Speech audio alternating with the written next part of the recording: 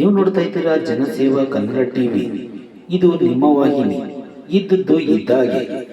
ವರೂರದಲ್ಲಿ ನವಗ್ರಹ ತೀರ್ಥ ಕ್ಷೇತ್ರದ ಸಮ್ಯರು ಪರ್ವತವನ್ನು ಉಪರಾಷ್ಟ್ರಪತಿ ಜಗದೀಪ್ ರವರು ಉದ್ಘಾಟಿಸಿದರು. ಧಾರವಾಡ ಹುಬ್ಬಳ್ಳಿ ಸಮೀಪದ ವರೂರ ಗ್ರಾಮದಲ್ಲಿ ನೆಲೆಸಿರುವ ನವಗ್ರಹ ತೀರ್ಥ ಕ್ಷೇತ್ರದ ಪಂಚಕಲ್ಯಾಣ ಪ್ರತಿಷ್ಠಾ ಮಹಾ ಮಹೋತ್ಸವ ಹಾಗೂ ಸಮ್ಯರು ಪರ್ವತವನ್ನು ಉಪರಾಷ್ಟ್ರಪತಿ ಜಗದೀಪ್ ಧನಕರ್ ಇವರು ಉದ್ಘಾಟಿಸಿ ಮಾತನಾಡಿದರು.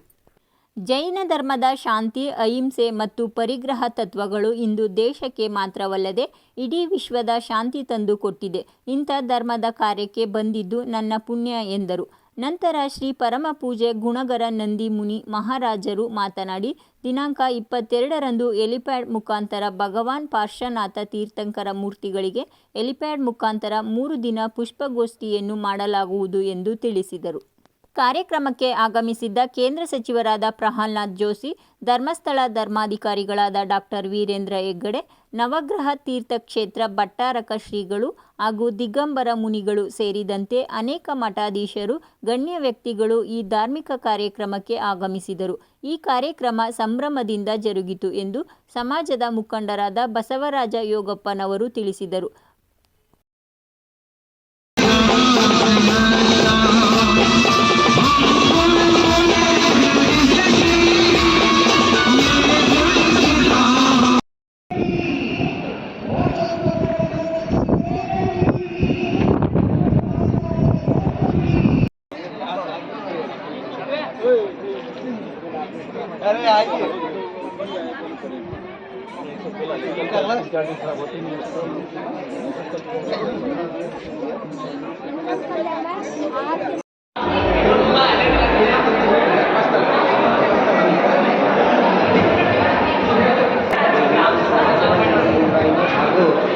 समस्त ईशान्यादि समस्त